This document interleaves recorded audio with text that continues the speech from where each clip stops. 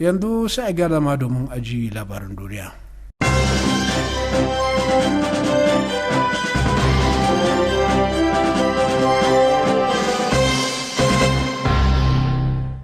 Ga labaran duniyan da farko ga kanunsu.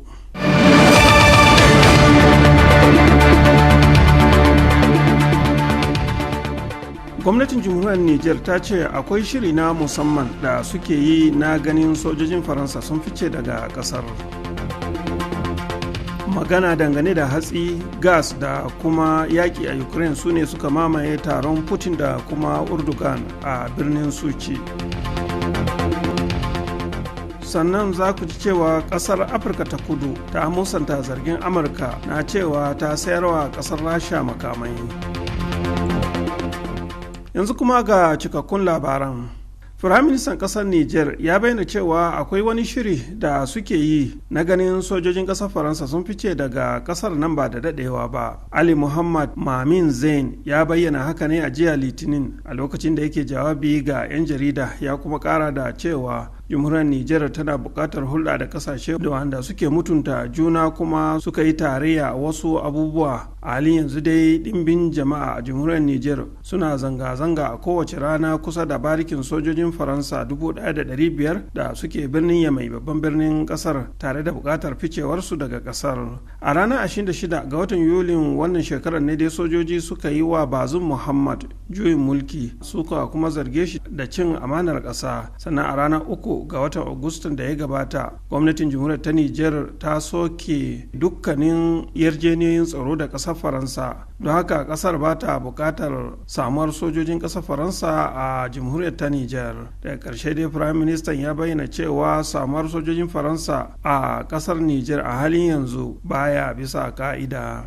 Shugaban ƙasar Turkiyya Rajab Tayyip Erdogan ya fara ziyara aiki a birnin Sochi na bakin ruwan Black Sea a ƙasar Rasha, kuma a ganawarsa ta farko da shugaban ƙasar Rasha Vladimir Putin, batun yadda za a farfado da yarjejeniyar sayar da hatsi ta Majalisar Ɗinkin Duniya da kuma iskar gas ne suka mamaye tattaunawarsu. Tashar talabijin ta Press TV a nan Tehran ta bayyana cewa shugabannin biyu har ila yau sun yi magana dangane da yaƙi da Rasha take fafatawa da ƙasashen yamma a ƙasar Ukraine. Labarin ya kara da cewa shugabannin kasashen biyu sun shiga tattaunawa mai tsawo dangane da dangantaka da ke tsakanin kasashen biyu. Daga ciki sun taɓo batun ayyukan haɗin gwiwa da ke tsakanin kasashen biyu, wanda ya haɗa da samar da rumbun ajiyar iskar gas na ƙasar Rasha a ƙasar Turkiyya, da batun shirin sayar da hatsi na Majalisar Ɗinkin Duniya, da kuma halin da ake ciki a yakin da Rasha take fafatawa da kasashen yamma a ƙasar Ukraine.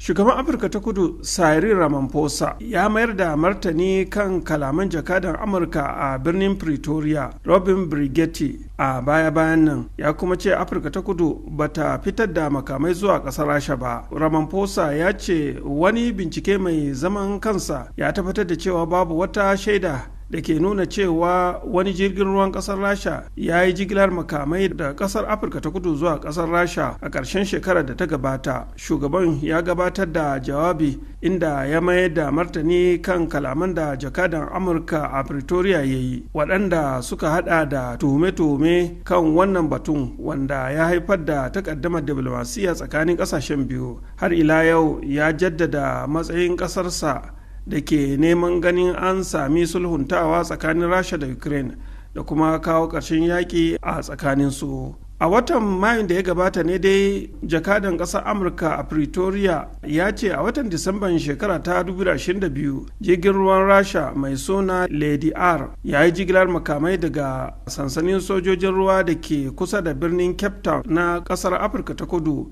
zuwa ƙasar Rasha, amma tun a lokacin ne gwamnatin ƙasar Afirka ta kudu ta mayar da kakkausar martani kan wannan kalaman. Masu sauraro, labaran duniya suna zuwa muku ne daga nan Radio Hausa VOH daga nan birnin Tehran.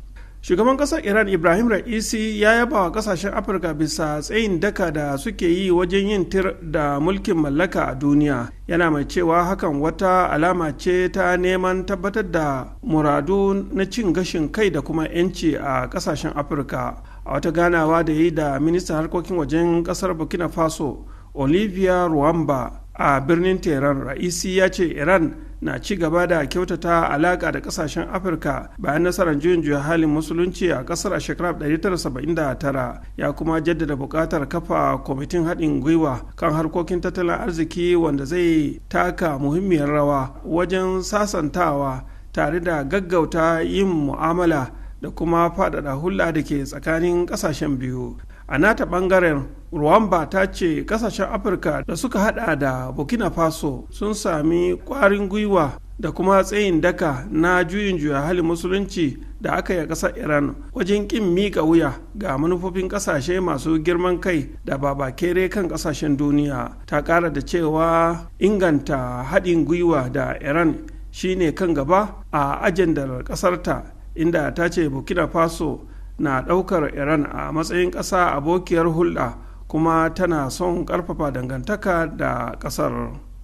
Gwamnatin tarayyar Najeriya ta ce za ta shiga tattauna da shugabannin ƙungiyar kwadago a jiya Litinin saboda kaucewa shiga yajin aiki da za su yi a yau Talata. Ministan kwadago Simon Lalong ne ya bayyana haka yayin wani taron manema labarai a safiyar jiya Litinin. Ya ce bai kai ga zama da ƙungiyoyin kwadago ba kafin jiya Litinin, amma bai sami cikakken bayani daga sauran ɓangarori da abin ya shafa ba.